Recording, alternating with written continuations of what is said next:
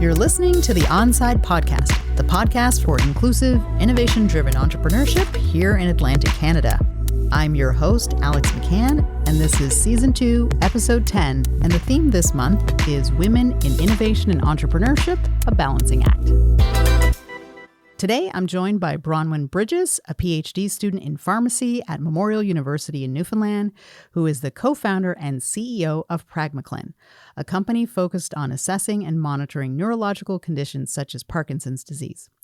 Alongside her co-founder and COO, Gord Genge, an entrepreneur who has Parkinson's, the pair are making a difference in the lives of patients with movement disorders. Their PRIM software runs tests on patients using cameras to remotely monitor motor and non-motor skills. PragmaClin is a recent Volta Cohort winner and has also won the top prize of $25,000 at the Mel Woodward Cup, a competition for startups connected to Memorial University. Bronwyn, welcome to the Onside Podcast. I'm so happy to have you here today. Thank you for having me. Happy to be here. Okay, awesome. Well, I just shared with everybody some awesome things about you and your background and what you've been doing in terms of accomplishments with starting your company, PragmaClin. And but before we kind of dive in, I always like to let our listeners hear directly from our wonderful guests a little bit about themselves. So I was wondering if you can share a little bit of your background with the Onside Podcast listeners. Happily. So my name is Bronwyn Bridges. I grew up in Summerside, PEI, a typical lifestyle. I volunteered a lot through the hospital, through local care homes, and then ended up having a passion for science. So did a lot of science courses in high school, which led me to a biology degree at St. FX in Nova Scotia. And then while there, I ended up actually having some major concussions that resulted in my passion for neuroscience and my, we'll say, not passion for being able to get into post-secondary programs post-grad. So I ended up applying and getting into the Masters of Pharmacy program at MUN in Newfoundland. And since then, I've been at Memorial since September 2019, studying Parkinson's disease in multiple different scopes through the lab and through now this company, working alongside Parkinson's patients. And that was a lot of a transition from COVID and Snowmageddon and everything else that happened during that time. So I'm now doing my PhD in pharmacy, but I didn't actually complete my master's. And I still have not clued up my PhD. So I am a permanent student, I would like to say, as a full-time career path. But I like to island hop also. So from PEI to Nova Scotia to Newfoundland, I haven't really left the East Coast. Okay, well, that sounds pretty good. That's exciting. And I think when we talked before, because we had a little chance, you said that you got interested in studying neurosciences and things like that because of your concussion. What happened? How did you, what actually did, I don't want to say you got knocked in the head, but what happened in that? How did that kind of make you realize that this was something that you actually really wanted to focus on? Everybody's favorite question, right? So you say that and you're like, wow, I had a few, mild hits to the head. I was actually on the cheerleading team at St. FX, which is just, a low-level club sport there. But yeah, the training and everything, it was people from all different backgrounds, some who had cheerleaded before, and some newcomers, a lot of people from the dance background. So I wouldn't say it was the safest activity to be at, but I did love it while I was there. And so it was actually during cheerleading, I was the person that they threw around. Wow. But as gravity says, you get tossed up, you must come back down. And sometimes there was just not people there to catch me. So, oh, man. Yeah. So a few major concussions from that led me to have a lot of alone time in the dark, and therefore my grades ended up going down quite a bit because I was really bad at testing, and I was already a really anxious person, so it wasn't honestly great testing before that, but that really made a noticeable difference. And then during that same time actually, I was working in something called service learning, so you volunteer within the community in some sense. And my partner actually was a Parkinson's patient. So I worked with the physiotherapy clinic in Antigonish. And I was paired up with a Parkinson's patient who was kind of in a very late stage, like in terms of how we would talk, like a 3 or a 4 for sure. Mm-hmm. So he had a lot of difficulty. And basically my goal was just to walk with him, keep him active, and have conversation to engage him. So it was quite heartbreaking to see how far advanced he was and that there really wasn't much treatment that they could do for him. So I was like, this is a wild case of study that I'd not really heard of before. And Mm-hmm. Parkinson's wasn't something that had happened in my family necessarily. So I wanted to know a little bit more about it.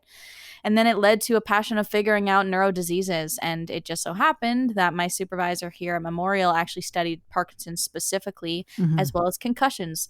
So he was very in tune with what I was going through and what I had already been working on with this patient. And Mm-hmm.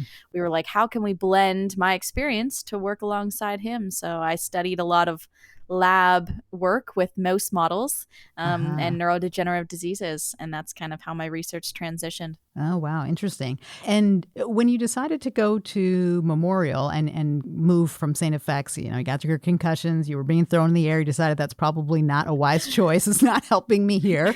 It's having an impact kind of on my ability to do things. And then you started to think about doing some other research. And you met this professor that was at Memorial. Was that a big decision for you to kind of decide to continue on with the research path? Like, a lot of people are interested in things, but they don't necessarily decide to take that kind of next step. Like, was there something that made you want to do that next step? Yeah, I think it was kind of a realm of a bunch of different things. I didn't really want to leave Atlantic Canada quite yet. I really enjoyed the culture that we have here. Ontario would be my next option, but it's quite a big jump, especially coming from Antigonish. If you've been there, it's a small community, and I really loved that community style there. Mm-hmm. So choosing Newfoundland was on the radar just because Atlantic Canada was, but I didn't ever picture myself necessarily moving here for a while. But I had done a lot of research into programs that could be applicable in the neuroscience field. And a lot of it is honestly just research. There is not a whole lot of career fields that revolve around it without doing research. And that's either drug discovery or rehabilitation services. And so then I found the pharmacy program, which looked a bit different because when I tell people I'm taking a PhD pharmacy, they instantly assume I'm going to be a pharmacist, which is not the case. It's just that I'm, researching at a doctoral level in a pharmacy field. And then I thought, oh, wow, pharmaceutical sales would be kind of cool. I don't really know much about it, but at this point, I'm kind of open to anything. So the transition was really just, I knew if I took a year off, I would not go back to school. And I knew that a biology degree does not give me a very high paying job to survive in the economy we're in. So I was like, how can I go back to school and still enjoy what I'm doing? So I focused on something that was actually passionate for me so that I would not dread going to school every day. Our theme kind of this month is women in innovation and entrepreneurship. Did you know a lot of other women that were going into this area or this field, or what was no? Oh, okay. Not at all. Okay. It was a lot of people who had specific programs that they wanted to go into. And I had a lot of friends in business who were going into like accounting and finance, but I did not have many friends that were in the research side of things. And if they took a science degree, they're like, yeah, I don't really know what I'm doing with my life now. Like I'm not 100% sure where this leads to. And I think that is where there is a massive gap in that undergrad level. They lead you to the end of it, and then it's like, okay, now what are you gonna do? And it's like, I don't know what I can do. And so I know how many Google searches I did that were like, what job can I get with a Bachelor of Science? And it leads you to a lot of dead ends, or seeing, oh wow, I wish I had taken that in my undergrad because then I would have been prepared to do this post grad later on. And me not knowing that, a lot of that, I wanted to be an occupational therapist for a while or a dentist. And I was like set on that for years. That was exactly what I was going to do. And then I get to the end and it's like, your average was not even close to being high enough. I'm like, wow, that's devastating. So just things that if I had known maybe a little bit in advance, I maybe could have prepared for and taking the right courses, or even just, mentally preparing that I needed to have over a 95 to get accepted into some of these programs. Interesting. Well, I hear this a lot actually from a lot of young people in all kinds of fields, but sciences in particular. It seems to be there's a little bit of gap, of knowing like what comes next, or what could you be, or where does this lead. So it's really interesting that you were able to still kind of figure out how to get to this next level with pursuing your PhD and doctorate, and making that big leap and saying, I'm going to go to the Rock, I'm going to go to Newfoundland, I'm going to go and pursue this, even if there were not a lot of other women who were doing that at the same time. So it is a big leap leap to kind of take that on. And when you were deciding to head down this path towards doing an advanced degree and you weren't seeing very many women that were there things that were like holding you back from pursuing this kind of path? Or you just thought, no, it's no problem. I got it. And I'll just move ahead here. I've always been a very independent person. Like Mm-hmm. I've never thought, oh, I don't know. I'm just like, if I want to do something, I'm always the person who goes for it. I think that's how I ended up here and what I'm doing. But my lab partner, like she's fantastic. She actually just graduated, but I worked alongside her as soon as I moved here. And it was fascinating how smart she's just the most brilliant person. Mm-hmm. And she taught me so much that I didn't know. And I've just learned that you can adapt to the situation. Like I come in and I have no idea what half the chemicals are. I don't know how she knows. And she's just like, I just learned it myself. I'm like, Mm-hmm. that's incredible. Mm-hmm. So I think that, having the drive that you can, if nobody else is going to show you how to do it, you can probably learn it yourself. Yeah. And I think that just takes a lot of passion into what you're doing. So like I say, if you follow what you actually are interested in, Mm-hmm. it makes such a difference in the field that you take, for sure. Yeah. I think having a very curious nature goes a very long way. This is a complete aside, but a while ago, it was winter and I couldn't figure out how to use a snowblower. I'd never really used a snowblower, and everybody was away. I was by myself and there was like a massive blizzard. And I was like, there's got to be a way. And there is. It's called YouTube. You just look on YouTube. And if you don't know how to do something, there's somebody on YouTube there. will tell you. Yeah. YouTube will tell you. YouTube will tell you. So, okay. So I'm curious about this. You made this sort of leap from PEI and you were at St. FX and Antigonish. Antigonish is a beautiful, beautiful town. Great place to go to school. You realize, you want to get to Newfoundland. So you make your way there. And you're starting to do more research in the field of Parkinson's. Like, how did you decide to think about actually creating a company that was going to focus on, well, anything related to innovative field? How did that occur to you? Just how did that come about?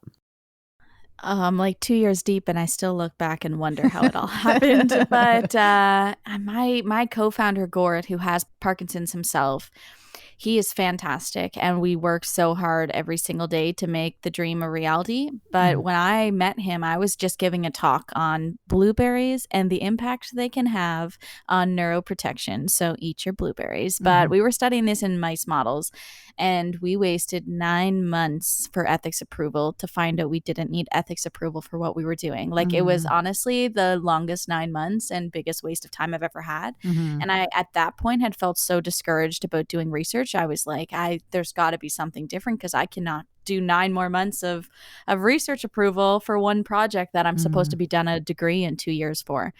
So we had a lot of coffee dates over COVID when I couldn't be in the lab. And we really just brainstormed like, okay, where are the gaps in his personal experience, and which was long wait time, shortage of neurologists. And even when you do get diagnosed, then you're barely being seen every year. And that's no shortfall to a neurologist. They just simply have a ridiculously high workload for how many there are versus how many neuro patients there are.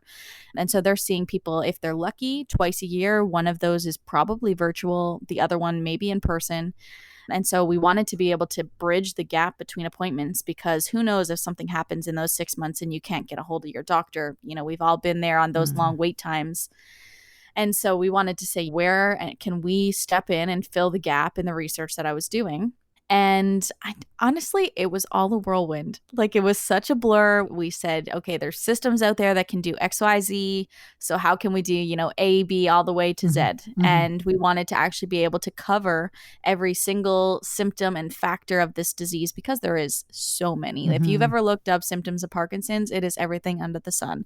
And it can affect your daily life in every single aspect without you even realizing it. So we kind of took all the research and my research skills that we had and compiled it all into this measure, used an international scale, and said, okay, let's build a system. So we contracted out a company here locally to build our vision with some funding from the government.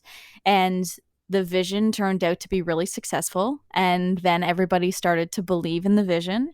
So they kept building it and making it better and including more things. And then all of a sudden we're looking back and we're like, whoa, what did we just build? That's cool. I like that. So then in March, we decided, let's pitch this in a student competition here and see what people think of it. We ended up winning the competition, and everybody was like, you've been hiding this. Why? And I said, I honestly don't know. I don't even know if it was that I meant to, but I know I spoke of this and that, it's almost like hiding my baby until it's perfect. And I didn't want to come out about anything until I knew it was at a level of, okay, this is something people are going to actually like when they see it and they're going to find value in it. And so at that point, we had been out there. We're like, well, we'll just keep trying and see if everybody else seems to like this in different fields. And so we kept pitching, and we won competition after competition. And we realized, okay, we have a pretty cool idea on our hands. So we should probably, actually focus on this fully. And that's kind of whenever we took a deep dive and I actually started spending, full-time hours on this, which is all part of my research because this was my project. And so that's how I transitioned from the research to entrepreneurship. It was all a blur. And I still look back and I don't really know where the line happened, but it was somewhere in the last 2 years. Well, first of all, it's so interesting to hear you say that. It's almost not accidental, but it's like you were following a passion and it kept going, and then you kind of fell into it to kind of make things happen. So I find that really interesting.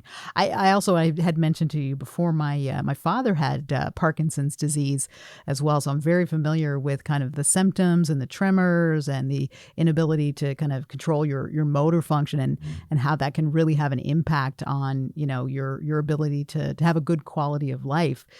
So I'm really appreciative of everything you're doing. And, the other thing you were saying about was, you had this baby, which was your product, Prims, and you were trying to, keep it close to the vest and not let anyone, see it until you felt like it was really, really ready. Do you wish that you had brought it out sooner or anything like that? Or what have you learned about that sort of experience of like the trying to make it just perfect?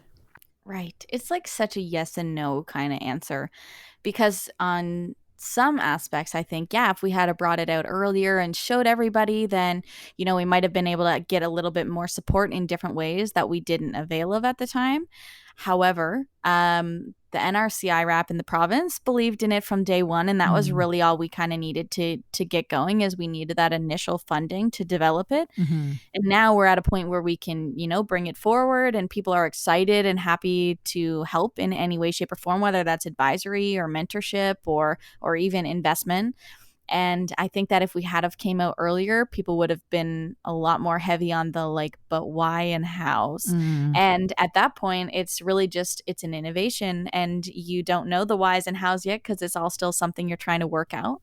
And there is 100% been kinks. We have brought people into the office to try it, and we wanted simple feedback, blunt and honest feedback. You tell us, Parkinson's patients, please tell us what is good and what is bad about it. And they were honest, and it was, some people might take that to heart, like, oh, how dare they, hate on our child that we've just spent so much time developing. But honestly, game changer, because we took the feedback and we've totally just changed the software and how it works and what it does and kind of our model and where we're going with it. And I think that without that harsh feedback, we would not have changed. And that's just it. We wanted to do this for the patients. And so they are the end user. And at the end of the day, it matters to them. It matters to us what it looks like. And you mentioned you have your co-founder, Gord, who's your COO. And no, you're the CEO and co-founder as well with this company.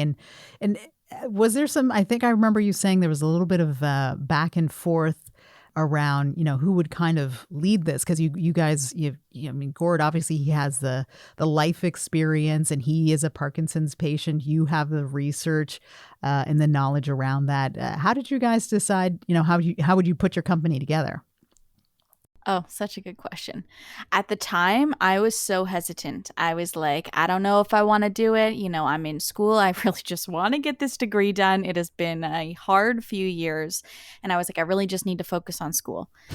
and he comes to me and he sits down and he's like, we really got to figure out the structure. Like, is this going to be something? How are we going to line everything up? Are you going to be in charge? Am I going to be in charge? Together, we're co-founders, so it doesn't really matter. But we do need to figure out who is the person at the head of everything. And then he like looks at me and he's like, and you make a much better face for a company. So I really just wish you would take this on. And I just remember laughing and I was like, I don't know. And then I ended up doing a few conversations similar to such where I was just chatting with people and they were like, but Bronwyn, you're easy to talk to and you're easy to approach and you like talking. That helps too, which I do. And so, being the face wasn't that difficult. But then I started to do these pitch competitions. And I think that's really where it kind of set us apart was he's like, you can get up there and you can present about this in 3 minutes. You can convince people that what we're doing is important, which it is. And he was like, and I will happily let you take the reins on that any day, because he's like, not only do I not want to be up there because I'm not a good public speaker in that sense, but second of all, I have Parkinson's and it's going to take me at least 10 minutes to get your 3-minute pitch out. So he was like, so let's just stick with what we know best. And he is so good at funding applications and like the back things that you would have behind the scenes. I'm terrible at that. And my writing skills, not as good as my public speaking skills. So it was kind of like it fell into place for the better. And the way we operate now is fantastic. So yeah, I wouldn't change it for the world. People always say, how did you go from school to this? And like I say, it is a blur, but it is a good blur nonetheless. It was interesting. I liked hearing that real conversation that you guys had and like recognizing the different strengths that you each brought to the table to bring this forward. So it's so important to know yourself and know your co-founder and like kind of be real with like who's doing what. How did you, with doing the pitches, like, did that give you a sense of confidence or like, how did that experience of pitching, like, and getting up in front of people and, it's one thing to be in the lab and, running with your mice models and, things like that. Like, what is it like for you when you're pitching? What happens for you? I love it. I love the anxiety rush that comes before. Like, I was like 12. No, I was probably like 14. And I got up in front of my entire church congregation at the time and had a big public speech. And I thought it was like the craziest thing to be in front of so many people. And now I do these pitches and I'm like, oh, that's nothing. But I think that practice makes perfect. Like, 100% the first time that I got up and I pitched prims, I was like, I don't know if I, believe in what I'm saying right now. And then I started I'm like, Bronwyn, you spent 2 years working on this. You believe in every aspect of what you're doing, and you just need to have other people believe that, you believe as much as you do. And that was just it. It was like the confidence of as soon as I did the first one, I'm like, yeah, we got this. Like, I know what I'm talking about. And it's so helpful that people say that transition from research to entrepreneurship. And I say it's a blurred line, like so helpful in what I'm doing because I'm in a science sector. Like regardless, digital health, it is a science background. And I remember I was in seminar a couple months ago at school and the associate dean just laughs and starts applauding after this first competition win because it was a school competition. And he just starts applauding. I'm like, is that about my win? Like confused. And he's like, never have I ever seen a science person win the business competition for the year. So he was like, so props to you. And I was like, yeah, props to me. And I was just so happy about that because I was so happy that somebody in a science background could win something by using their innovation and their research to kind of go forward with that. So yeah, I don't know. It's been an experience for sure, but I think that using the research has been super helpful in having these pitches because I'm confident about what I'm saying because it's something I've been studying for so long now. Yeah, absolutely. When those judges, because I know I've been one of them, when those judges try to trip you up on something, you're like, nope, I actually know what I'm talking about here. So. Yeah, exactly. And I get the one question I get almost every time I pitch is, well, how are you going to do your PhD and this at the same time? Ooh. And every single time I have to explain, and you're like, that's something I would ask. I can tell Alex. But the thing is this is and was and still is my project. So it's really just my research and my writing that I have to do is on every single thing I do day to day with the business. Like, yeah, I really hate writing, and that's going to be the worst part of it all, because I already know everything that I've been doing, and I know the whole aspect of putting the project together. I was there from day one until now, and it's really just like, how is this economically viable in the healthcare system, and on the usability study we did, things like that. So it all flows together. It's just trying to get people to understand that connection, that when I say I'm in pharmacy, people automatically assume, oh, you must be doing like 6 courses and, you know, you must be stressed. But it's I'm actually just working on the business alongside the research at the same time. So it works out really nicely. And there is possibilities to take programs that allow you to do this. So if you're taking a research-based program, there's no reason that your research can't turn into some type of business. You just have to have the confidence in what you're doing. Yeah. I think that's a really, really great point. And we're trying to see more and more of that. We have so many smart people here in Atlantic Canada doing all kinds of research, a lot of in the medtech space and life sciences and things like that. And getting folks comfortable with that idea that you can take your research out of the lab, you know, and that'll be our next thing we'll talk about. But, you know, getting it out there so that you can turn it into a business or a company or, you know, take it further. So it's really, really exciting to hear you talk about that. If you had some advice for would-be woman entrepreneurs out there, what would you recommend? What would you say to them?